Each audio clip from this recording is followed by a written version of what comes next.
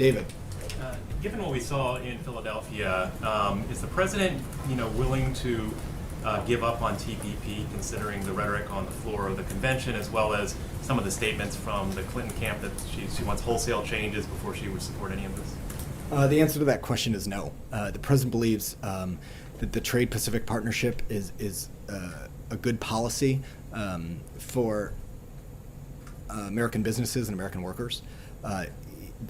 He is completely understanding of the complexities around the politics of the issue, that previous trade deals have not lived up to the hype. That's precisely why he directed his negotiating team to insist on the strongest, most robust human rights, labor, and environmental standards ever to be seen in a trade deal.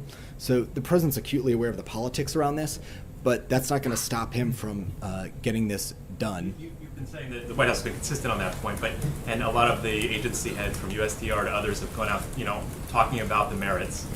Do you believe that it's getting harder, though, and more difficult in the climate, even among your own party? I don't see a lot of progress in winning over skeptics within the Democratic Party.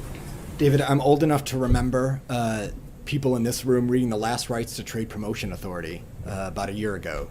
And that skepticism was well-founded, but turns out, because of the arguments made on the merits, Democrats and Republicans came together to get that done. So we do believe this argument is right on the merits, and at the end of the day, that's what's going to prevail, because 95% of the world's marketplace is outside of U.S. borders. So it only makes sense to make sure that American goods and services can be marketed and sold around the world. Secretary Clinton had not come out against TPA at that time, I don't believe. So now she's firmly, and seems to be expressing, and her team expressing more skepticism of this deal, and more adamant that she's not going to do it. What's the administration's strategy from this point forward in getting it passed then?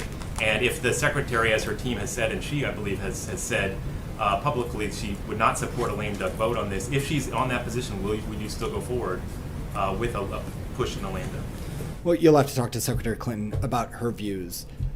Our focus has been on generating votes in the United States Congress, both in the House and in the Senate. The playbook for that will be Trade Promotion Authority. That was an instance where Democrats and Republicans came together, again, against some odds that some thought were long. But at the end of the day, the argument did prevail, and I'll tell you why. Because either we can write the rules of the road for trade, or China can. We know that China's already negotiating their own trade deal, and we also know that that deal is not going to have the labor, environmental, and human rights standards that we've insisted on. So you're right that this will be something that Congress has to contend with, and they can either cede that ground to China. The president believes that's the wrong approach, that we have the opportunity, we're in the catbird seat to write the rules of the road for trade right now, and we should absolutely do that. The White House be pushing for a lame duck vote very strongly? The president absolutely believes this deal should pass this year.